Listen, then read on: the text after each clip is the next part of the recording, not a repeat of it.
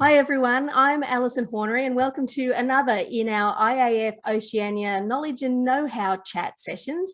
And I'm really pleased to be having a conversation today with my fellow committee member, Stephen Berkeley. Morning, Stephen, how are you? Good morning, very good morning, Alison. Yes, I'm great, thank you. And thanks for having me here today. It's a genuine pleasure.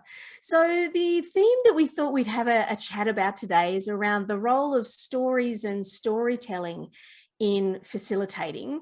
How does storytelling kind of come alive for you in the work that you do?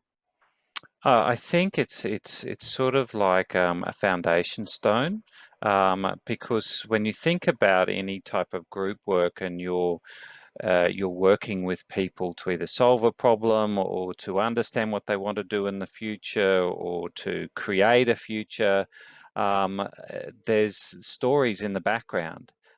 Whether they're a new group coming together, they've got their stories, their own professional stories, and listening to those and helping people emerge them is an important part of the facilitation process. And once you can emerge that story, then people can really start to begin to relate to each other through stories. And I think that that's the key and the power of stories is that when you can relate to an individual, it's really important to the collective context. So the individual context and their stories is really important to the collective context. Mm. So have you found that in using that mindset in your work, either intentionally or sometimes just, I think for all of us, stories are almost an unconscious part of the way we interact with people. Hmm. Do you also find that that metaphor of a story is also really useful in creating that shared context that people can build a story together because that is almost a common language that we all share, even coming into a session or some kind of interaction? Yeah, totally. And this whole concept for me, I use this analogy, building bridges, Hmm. and one story at a time. So first of all, we're listening and you're hearing my story, and then I hear your story, and then slowly we come to our story. And so again, it's that once you have the individual context, it's much easier to create the collective context. And along the way, you have this process of, it's always surprised me. I've worked in organizations where people have worked together for 10 years, and you start to get them to talk around, say, values, and they tell stories around the particular values of the organization. And you'll get people at the end of it said, I had no idea that you had the same values as me. I never knew that about you, and I've been working with you for 10 years. So I think that stories really has that power so that people can relate to each other, and that's where the trust and that's where the respect starts to begin, and which is an important part of your group forming process. And actually, I find that with stories, you go past that. What is it? Norming, performing, storming. You Yep. go past that once you have those stories being told, and it's a great way if people are telling stories, in learn how to tell them really well, and it's much better than data. So if I've got a story to tell, it's going to hit you and stay with you much better than me just giving 40 PowerPoint slides as a way of getting across what the important things we need to do as a group, as a Mm, team, as an organization. mm. It's really interesting listening to you to talk that way. I was very lucky actually to be part of one of your values sessions recently, and Hmm. sharing stories with people from all over the world who I'd only met at the point where the breakout room, formed in front of us. And Hmm. the thing that I found so interesting about that was the willingness and the way that you framed the question or the proposition allowed us to find a place of very real trust and openness very, very quickly with people Hmm. that we didn't know. And I wonder if you'd reflect a little on this issue of how you create those spaces where people can really be honest with their stories, whether it's a personal story or whether it's a professional story, talking about things that aren't working, perhaps some of those difficult things to talk about, how you create a place and a space where everybody's story is okay to hear and people can be vulnerable in that way.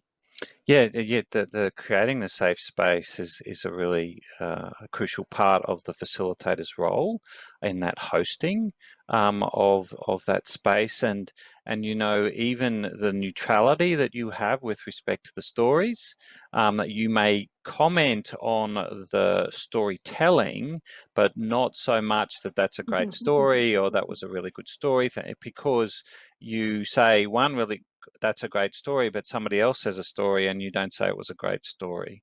So all of those very small things are important in creating the safe space. And I think that this whole thing that I love is about lightly and tightly.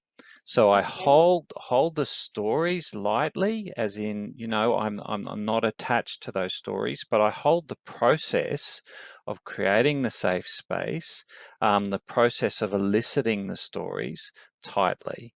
The group Mm, dynamics I hold tightly, but the stories, they're not mine. mm, They're the groups, they're the individuals, and my role as a facilitator is as a host.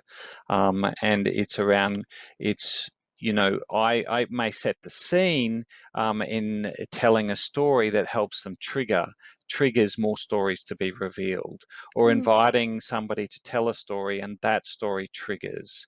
So that is, it stimulates, or it's a stimulus. A story is a stimulus for a story.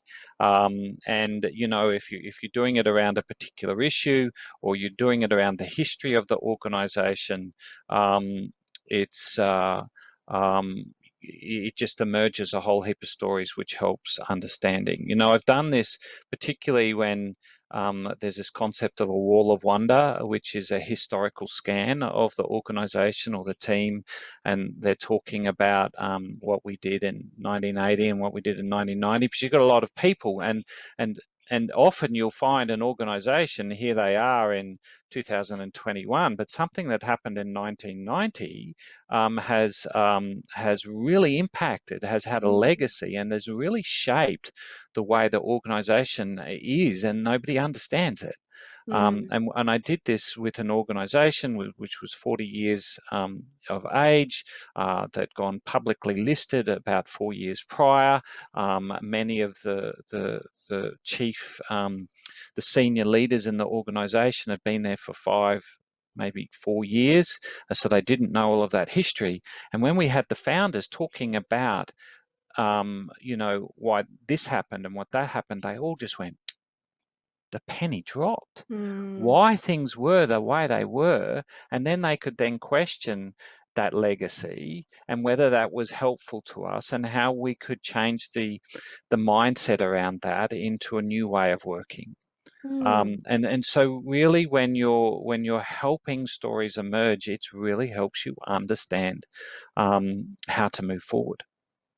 So I'm going to ask you for a couple of tips for people who might either be like us, people who facilitate as a profession, but also Mm. anybody who has to chair a meeting or hold a workshop. What are a couple of tips that you might give them about how to create these spaces so these stories can emerge?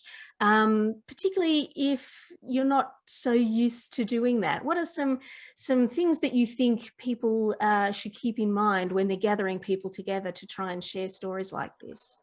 I think there's a number of, the whole tool set, skill set, mindset. Mm. And there's a few things that you, in your day-to-day life, that you can practice with one-on-one conversations. Hmm. Yep. And that's learning to ask open-ended questions, experimenting with that, Okay. really listening for your biases, and we all have them. Mm.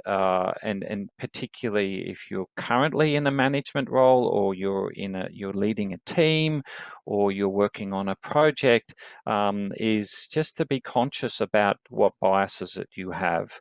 It may be around efficiency, it may be around organization, it may be, that this is the way you do it, and these types of biases really creep in, and you become more aware of them when you're facilitating them. So Mm. if you use your one-on-one conversations to build your skills around listening, Mm-hmm. listening, really asking open-ended questions, and being really conscious of close-ended questions.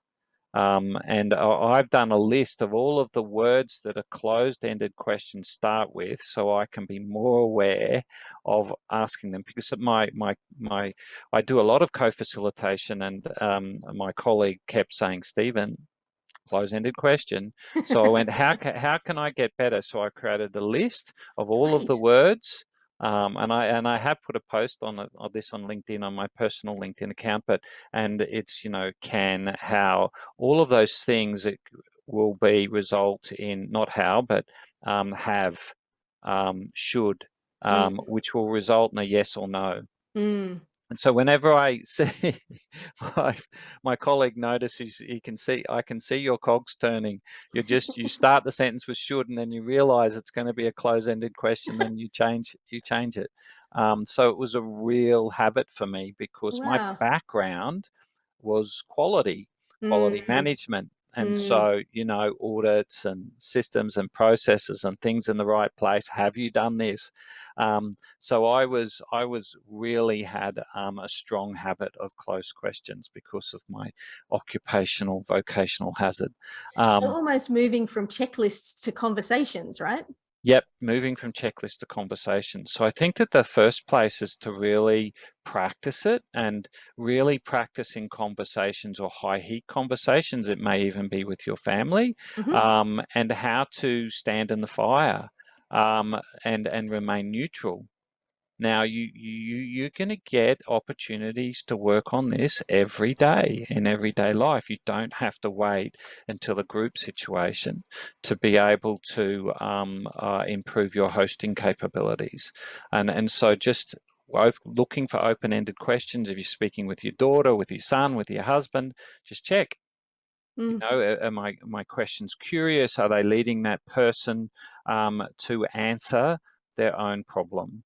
And that's what we as a facilitator is that we're trying to get them to tap into all of their resources and all of their know-how. We're not content specialists when we go in. Largely as a facilitator, we don't know the ins and outs, the nuts and the bolts, but we do know process, and that's the thing around tightly. So, we're loose in terms of the content and all of the stories that have come out, but we're tight in terms of the process. So I'm slowly getting to answering your question, but No, I think, there's heaps in there. That's really fantastic. And as you quite rightly point out, you don't have to wait for a formal workshop or facilitation um, activity or session. You can be practicing and building up these skills and building up this capability all the time. yeah. Which, when you're trying to either build new habits or break bad ones, it's a constant kind of process. So look, that's tremendous. Look, Stephen, it has been an absolute pleasure to chat to you today. I've learned some things that I'm going to now go away and start to do for myself, and I hope others have learned something as well. Thanks Thank so you. much for sharing your story with us today. We really appreciate it. Thank you, and thank you for having me today. It was great to have a conversation with you. Thanks very much, and we look forward to seeing you for our next Knowledge and Know-how session sometime soon. Bye for now.